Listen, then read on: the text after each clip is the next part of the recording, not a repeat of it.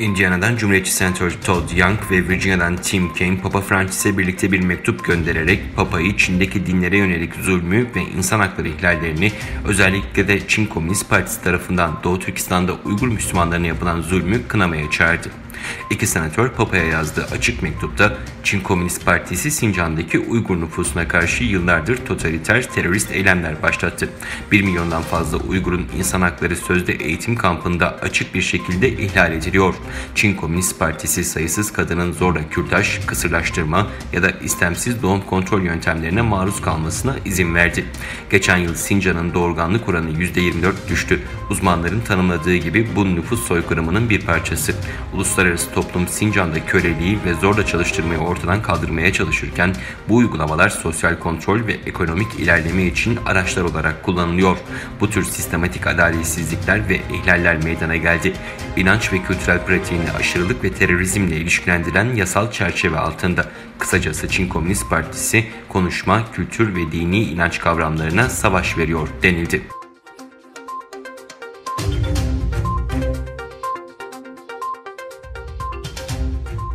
Hollanda'daki ABD Büyükelçiliği yetkilisi Uygurlarla görüştü. ABD'nin Hollanda Büyükelçisi Peter Hoekstra'nın 20 Ekim 2020'de Hollanda'daki Avrupa Doğu Türkistan Eğitim Derneği üyeleriyle öğle yemeği için bir araya gelmesi planlanıyordu. Ancak Çin virüsü salgını nedeniyle görüşmeye katılamayan Büyükelçi kendi yerine bir Büyükelçilik yetkilisini görevlendirdi. Heyetle bir araya gelen ABD Büyükelçiliği yetkilisi Uygurların durumunu dinledi ve yönetim kurulundan gelen soruları yanıtladı. Görüşmede ABD yetkilisi önemli konularda Uygur heyetiyle fikir alışverişinde bulundu. Son olarak dernek başkanı Abdurrahman Abdullah, Büyükelçi Sayın Peter Hoekstra'ya Uygurların kültürel mirasını yansıtan elde dokunmuş bir halı hediye etti.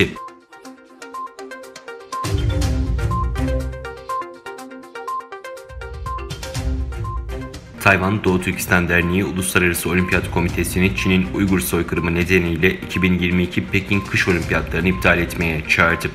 Tayvan Doğu Türkistan Derneği Direktörü Times gazetesinde 19 Ekim tarihli bir makalede bu çağrıyı yaptı. Uluslararası Olimpiyat Komitesi'ne çağrıda bulunan direktör, Çin sınırları içindeki tüm etnik grupların din özgürlüğü ve insan haklarıyla ilgilenen herkesi 2022 Pekin Kış Olimpiyatlarını iptal etmesi için Uluslararası Olimpiyat Komitesi'ne baskı yapmaya devam etmeye çağırıyoruz.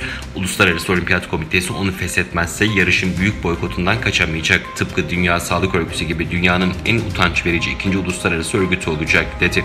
Direktör, Pekin hükümetinin Çin'deki en hızlı nüfus artışına sahip Uygur bölgesini 2-3 yıl içinde en yavaş artan nüfusa sahip bir bölge haline getirmek için çok para harcadığını vurguladı.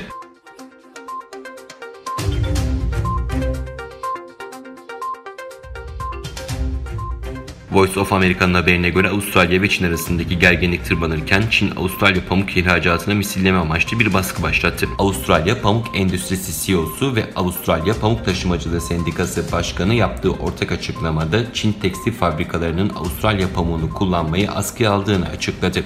Bilgilere göre Avustralya'nın 10 yıllardır Çin'e pamuk ihraç ettiği ve Avustralya'nın Çin'e ihraç ettiği başlıca tarım ürünlerinden birinin de pamuk olduğu, yıllık toplam pamuk ihracatının 2,5 milyar dolar olduğu tahmin edilirken Avustralya pamuklarının yaklaşık %65'i Çin'e ihraç edildiği aktarıldı. Avustralya-Çin ilişkilerinin Avustralya'nın 2018'de Çin'i ülkenin iç işlerine karışmakla suçlamasından bu yana kötüleştiği biliniyor. İki taraf arasındaki ilişkiler bu yıl Nisan ayında Avustralya Başbakanı Scott Morrison'un uluslararası toplumu Çin virüsünün kökenine ilişkin bağımsız bir soruşturma başlatmaya çağırmasının ardından tırmanışa geçmişti.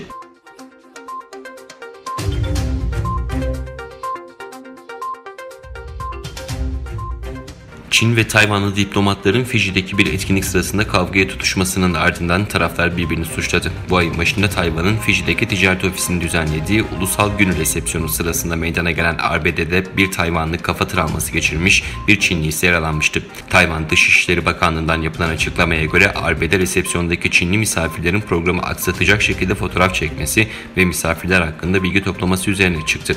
Çin'in iki sistem tek devlet önerisini reddeden Tayvan'ın Dışişleri Bakanlığı resmi resmi Twitter sayfasında Çin'in medeniyetsiz kurt savaşçılarının Fiji'de diplomatlarımıza yönelik şiddetini şiddetle kınıyoruz.